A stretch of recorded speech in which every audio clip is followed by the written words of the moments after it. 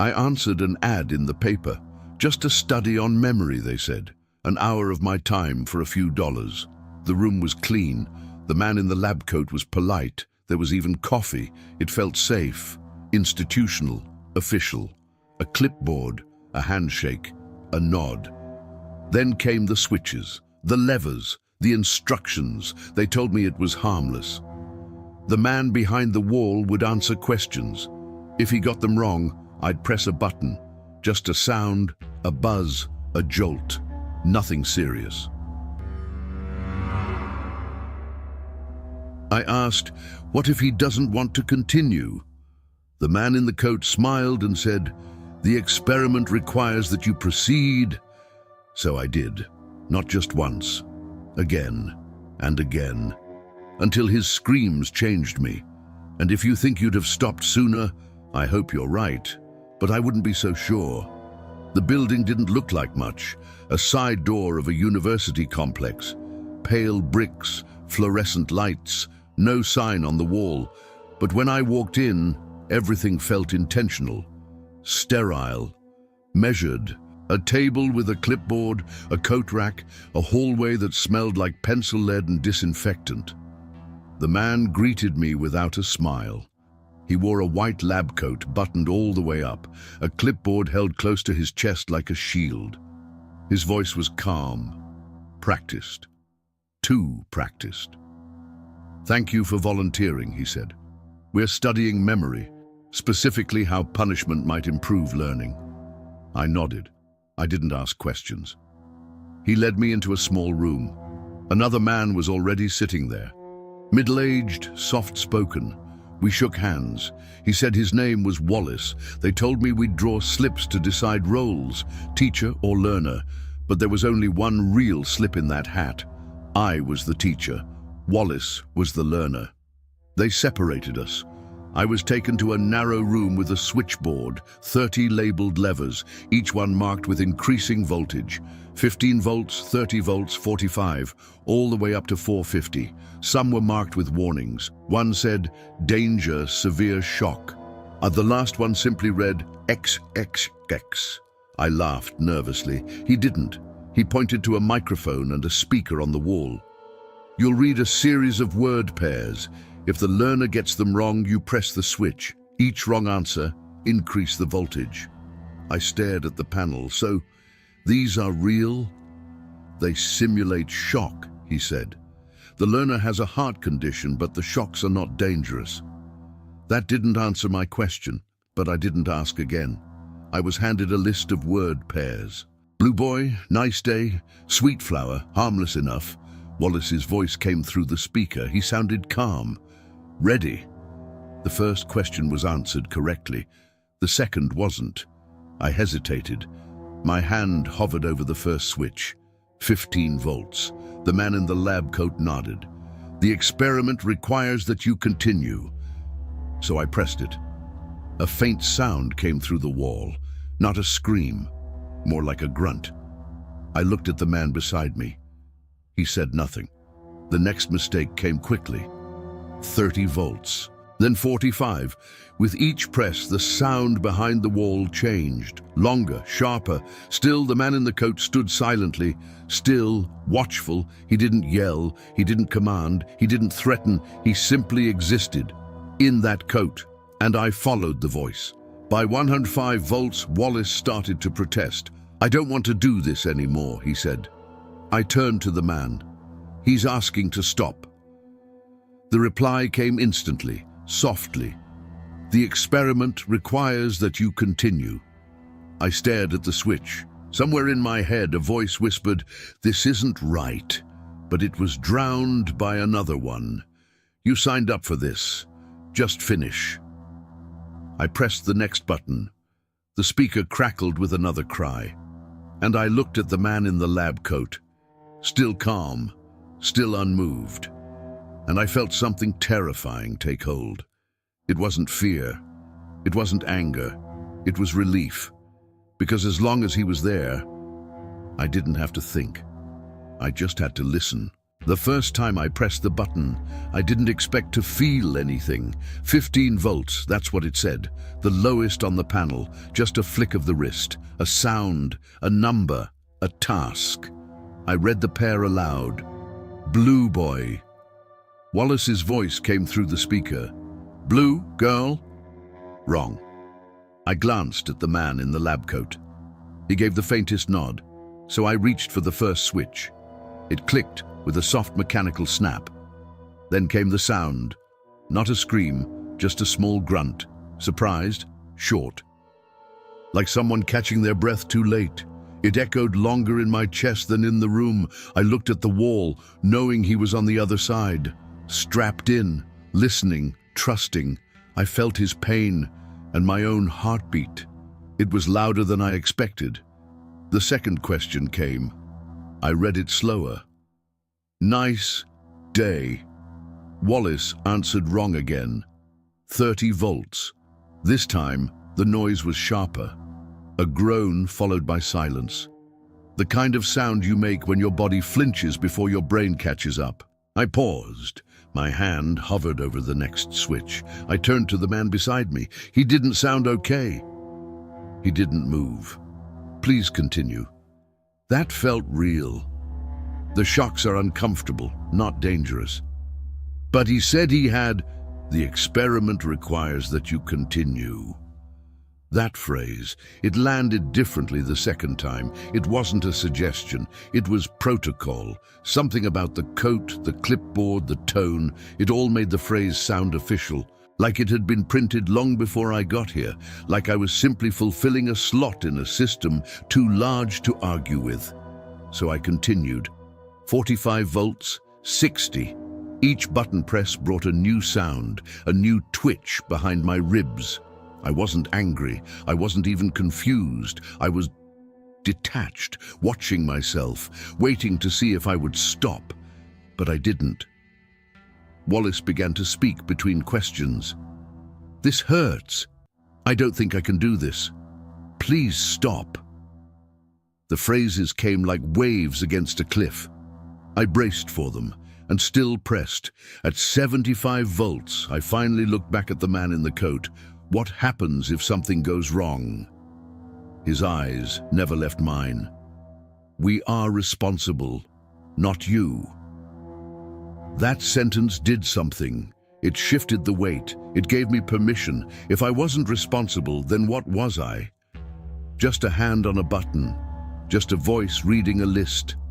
And yet, I could feel the moment changing me. The machine was cold.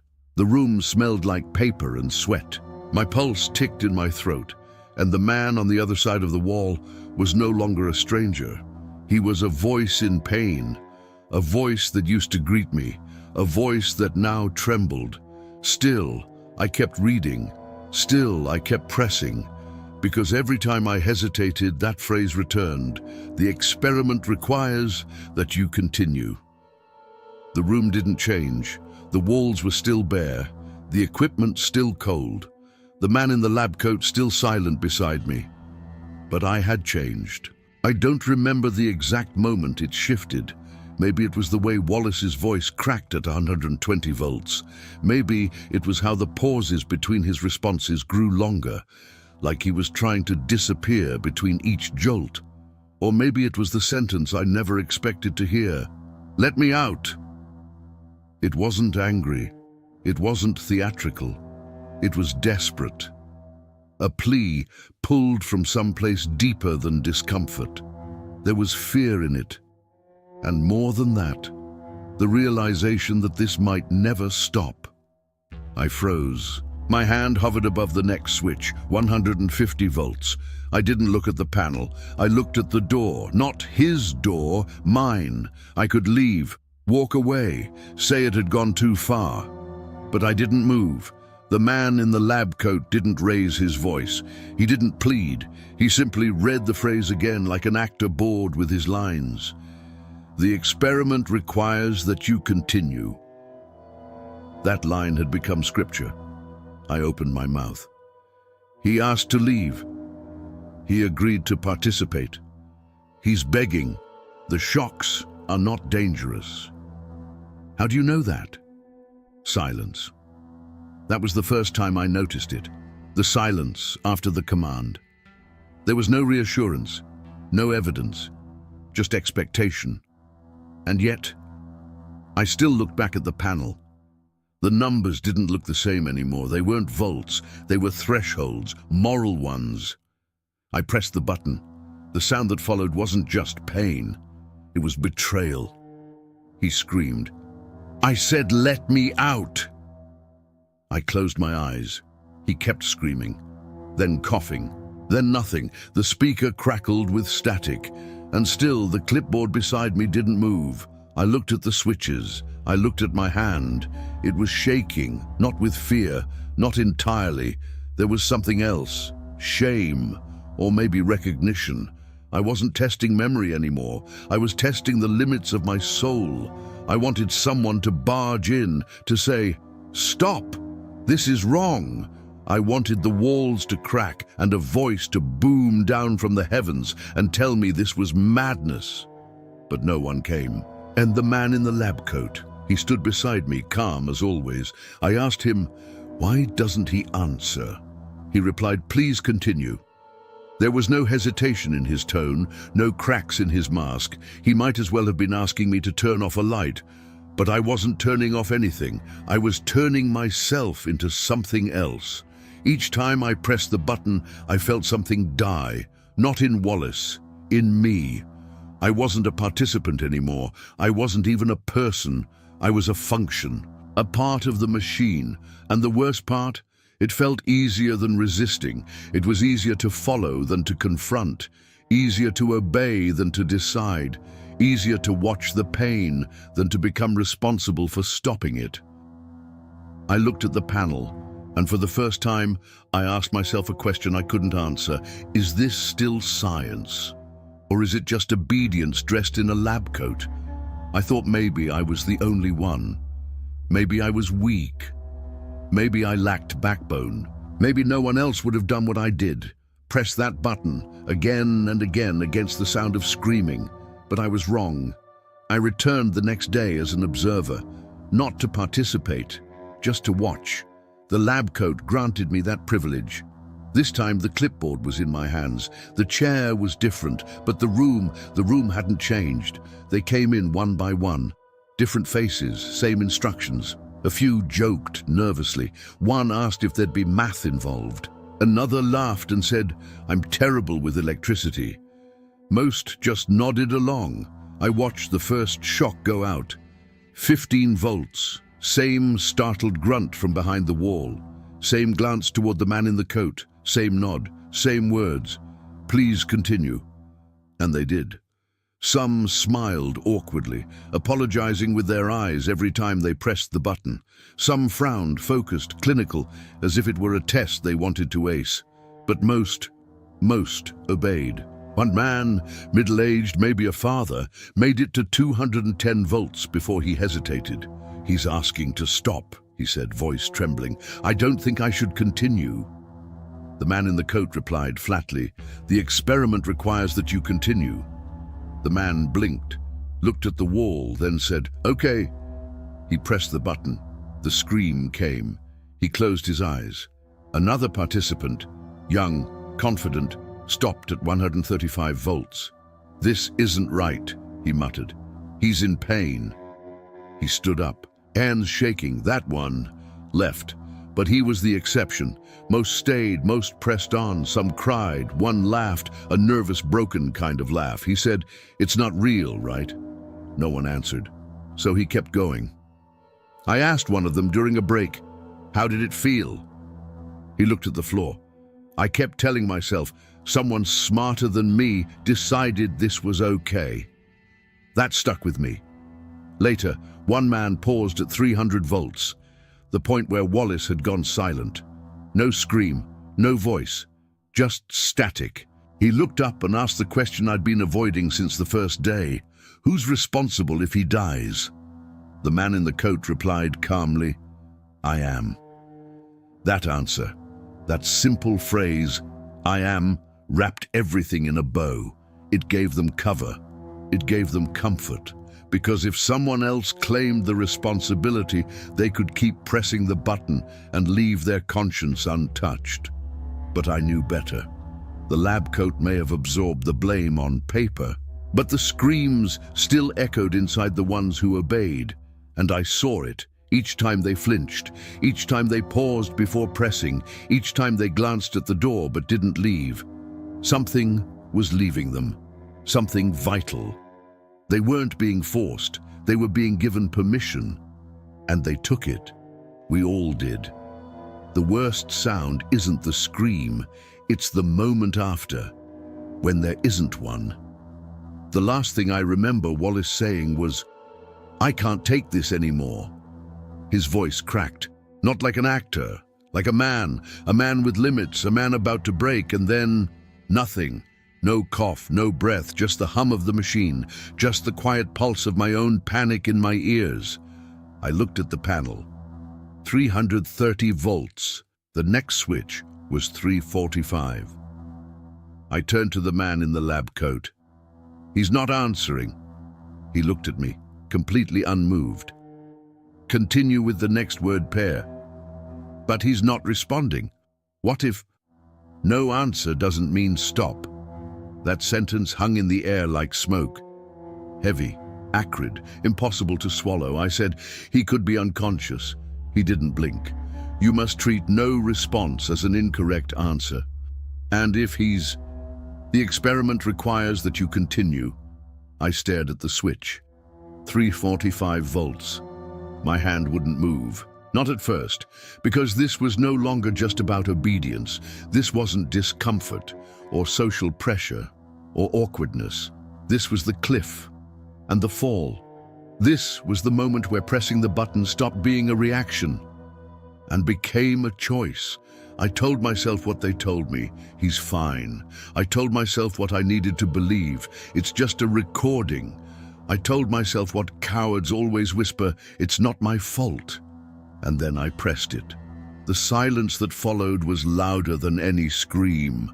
I didn't look at the man in the lab coat. I didn't look at the speaker. I looked at my hand. It was steady. That terrified me. I had expected trembling, resistance, but my body obeyed just as easily as I had. In that moment, I understood how monsters are made, not through rage, not through hate, but through passivity, through repetition, through the slow erosion of resistance. No one made me press that button. No one held my hand. No one forced me. I did it because someone told me it was okay, because someone with a coat and a clipboard said the rules required it, because I didn't want to be the one who ruined the experiment. And that, I think, is the scariest part. It didn't take evil to make me cross the line, just permission. I didn't press another button after that, I couldn't. They ended the session, thanked me for my time, told me it was all fake, that Wallace had been an actor, that the screams were recordings. But even if that was true, even if no one had really suffered, and I had, because now I knew how easy it was to become the villain. All it took was a button, and a man in a lab coat who didn't flinch. They took me to another room. No switchboard, no screams, no man in a coat, just soft lighting, a chair, a cup of water, smiles. A different man walked in, clipboard in hand, but no authority in his posture. He looked apologetic, maybe even embarrassed. "Congratulations," he said. "You completed the session." I didn't speak. He continued gently. "We want to debrief you now. The man you heard, Wallace, he's an actor. The shocks weren't real. You didn't hurt anyone." I stared at the floor. "He's fine," the man added. "Would you like to meet him?" I shook my head. He offered statistics, charts, said most people had gone just as far, some even further, that my behavior was consistent with expected patterns, that it proved something important. I asked him, "Why do I still feel it in my chest?" He didn't have a chart for that. I left the building in silence, didn't look back, didn't speak to anyone. But the silence didn't stay behind. It followed me, home, to bed, into dreams. And every time I closed my eyes, I didn't see a machine. I saw his face, Wallace, or whoever he really was, mid-scream, cut short. They said it was fake, a performance. But if it was fake, why do I still hear the screams? Why do I still see the moment before I press the button? Why do I still feel the warmth of the switch under my finger? Why do I flinch at the sound of static? The next morning, I looked in the mirror. It was a habit, something I did without thinking. But this time I didn't see myself. Not really. My eyes were the same, my skin, my face, but something behind it was gone, or maybe buried. I had obeyed. And obedience, I realized, is a kind of transformation. It doesn't happen with shouting or threats. It happens in silence, in the little moments where we wait for someone else to decide what's right. They told me it was science, that I was helping, that I was contributing to knowledge, but it didn't feel like knowledge. It felt like guilt, like complicity, like I'd been handed a clean weapon and told, just press. And I did. Obedience isn't always loud. It doesn't march or scream. Sometimes it wears a white coat and thanks you for your participation. Sometimes it stands beside you and watches you fall apart, quietly. They framed it as an experiment, a study of memory. But in that mirror I saw the truth. This wasn't about memory. It wasn't even about Wallace. It was about me, about how far I'd go, about what part of me was willing to vanish for the sake of following instructions. They gave me a button, and I pulled the trigger. I never pressed another button after that day, except the one that locks my front door at night. Sometimes I hold it a second longer, just to remind myself that I still have a choice. They said it was all for science, that no one was harmed, that I helped prove something. But I didn't prove anything, not about memory or learning or behavior. What I proved was me. I thought I was helping science. I ended up studying myself, and I failed. I failed the test of conscience. I followed the code. I surrendered to protocol. I gave up responsibility because someone told me it wasn't mine. And the worst part, I'd probably do it again. So if a stranger told you to hurt someone, would you say no, or would you ask how much?